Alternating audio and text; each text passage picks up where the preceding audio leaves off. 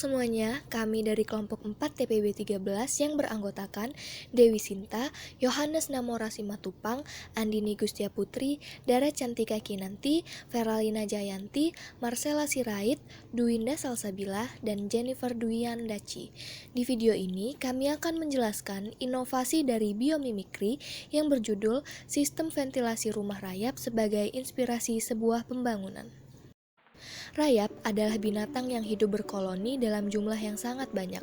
Rayap termasuk serangga sosial anggota infraordo Isoptora, bagian dari ordo Blattodea atau kecoa, yang dikenal luas sebagai hama. Tetapi juga rayap dikenal karena kemampuannya dalam membangun rumah dengan sistem ventilasi terbaik. Dalam kondisi panas sekalipun, suhu dalam rumah rayap tetap terjaga kesejukannya. Rayap membangun sarangnya sebagai tempat untuk hidup, mencari makanan, dan berkembang biak. Seluruh kehidupan rayap dilakukan di dalam sarangnya. Sarang rayap bisa mencapai ketinggian 3-4 meter. Dalam pengamatan penelitian, model dan bentuk struktur sarang rayap belum pernah diteliti dan dijadikan metafor dalam wujud bangunan karya arsitektur. Rayap bersifat poliformisme, yaitu hidup berkoloni yang memiliki sistem kasta. Setiap kasta memiliki morfologi tubuh yang berbeda-beda. Populasi suatu koloni mencapai lebih dari 1 juta.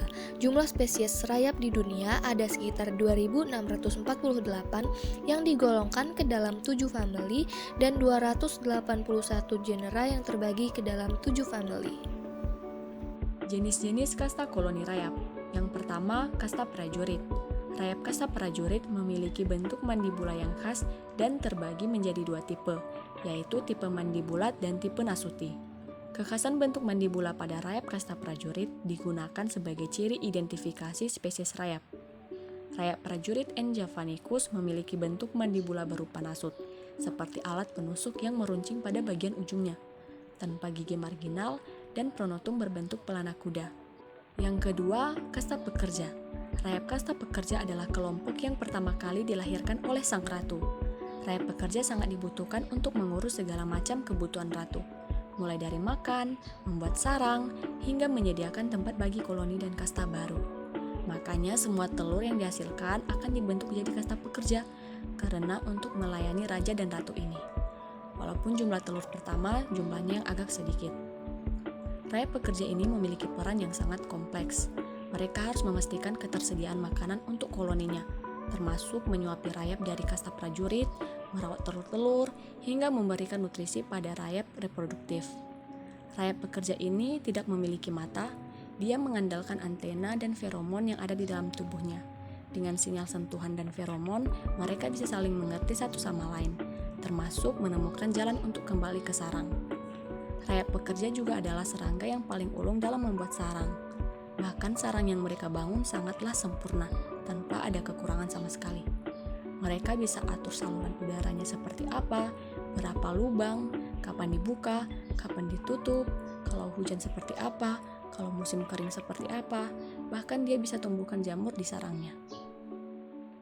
3. Kasta reproduktif. Laron adalah rayap berkasta reproduksi. Rayap ini merupakan satu-satunya rayap yang bisa berkembang biak dan melihat. Tugasnya adalah melahirkan dan membentuk koloni baru. Awalnya dia adalah rayap reproduksi biasa, kemudian saat sudah dewasa, mereka memiliki sayap dan siap untuk bereproduksi. Rayap bersayap ini keluar dari sarangnya saat musim hujan untuk mencari pasangan. Jika sudah dapat pasangan, mereka akan melepaskan sayapnya dan berjalan beriringan untuk melakukan proses reproduksi atau perkembangbiakan. Rayap merupakan serangga yang memiliki peranan penting dalam hidup manusia sebagai pengurai sampah alam. Rayap dianggap sebagai hama bagi manusia. Ternyata rayap juga memiliki manfaat dalam kehidupan. Manfaat-manfaat tersebut dapat diperoleh dari sarang rayap. Beberapa ilmuwan sudah menguji manfaat dari sarang rayap melalui beberapa penelitian. Pada penelitian di Amerika Serikat disebutkan bahwa tanaman yang memiliki sarang rayap di sekitarnya akan memiliki kemampuan bertahan hidup lebih lama pada musim panas dan kemarau yang panjang. Desain arsitektur sistem ventilasi dan drainase cerdas di sarang rayap telah banyak digunakan dan dipelajari sebagai contoh efektif untuk ventilasi dan termoregulasi. Namun, mekanisme bagaimana sifat-sifat ini dikendalikan oleh struktur mikrodinding masih belum jelas. Dalam sebuah penelitian menggunakan pencitraan sinar X multiskala dengan simulasi medan aliran 3 dimensi untuk menyelidiki dampak desain arsitektur dinding sarang pada pertukaran CO2, pengangkutan panas, dan drainase air, menunjukkan bahwa rayap membangun dinding luar yang mengandung pori-pori kecil dan pori-pori besar pada skala mikro. Jaringan pori-pori skala mikro yang lebih besar meningkatkan permeabilitas 1 hingga 2 kali lipat dibandingkan dengan pori-pori yang lebih kecil dan meningkatkan difusivitas CO2 hingga 8 kali. Selain itu, jaringan pori menawarkan insulasi termal yang ditingkatkan dan memungkinkan drainase air hujan dengan cepat, sehingga memulihkan ventilasi dan memberikan stabilitas struktural pada sarang basah. Sarang rayap telah lama diteliti untuk ventilasi dan termoregulasi yang strukturnya mempertahankan suhu yang stabil sepanjang tahun dan memungkinkan pertukaran CO2 mandiri dengan atmosfer untuk ventilasi. Gundukan sarang rayap juga memiliki sistem ventilasi yang dapat menyingkirkan karbon dioksida dan memasukkan oksigen ke dalam sarang. Satu koloni rayap berukuran sedang yang anggotanya berjumlah sekitar 2 juta memerlukan kira-kira 1040 liter udara sehari.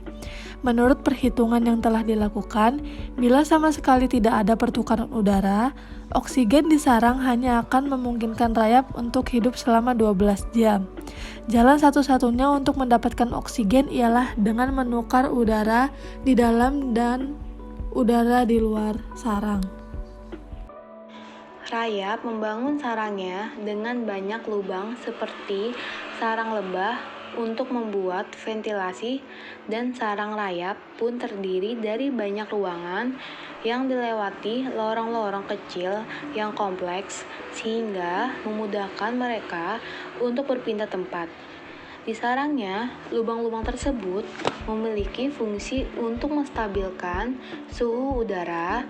Pada siang hari, lubang-lubang tersebut akan mengalirkan udara segar ke dalam sarang, sehingga menjadikan suhu udara tetap terjaga dan membuat larva rayap tetap hidup.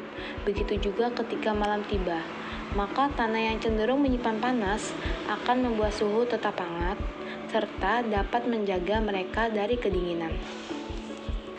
Pada sarang rayap, terdapat lubang-lubang ventilasi yang ditempatkan secara strategis pada dasar sarang, sehingga udara segar bisa masuk sementara udara lama yang panas terdesak keluar lewat bagian puncak.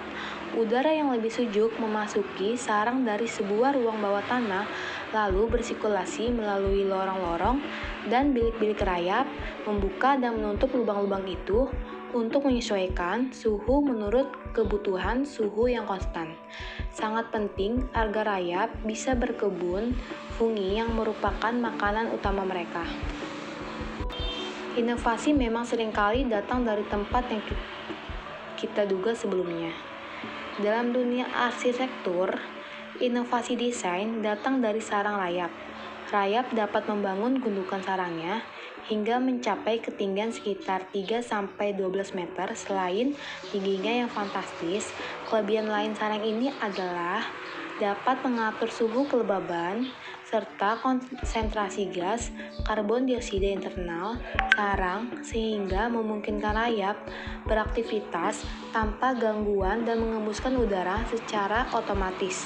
Sifat inilah yang ingin ditiru oleh para peneliti insinyur dan arsitek untuk dapat diaplikasikan pada bangunan modern. Sebagai contoh, sebuah bangunan yang terinspirasi dari sistem ventilasi rumah rayap, yaitu perusahaan teknik Arup, membangun pusat perbelanjaan di Zimbabwe dengan sistem ventilasi konveksi alami.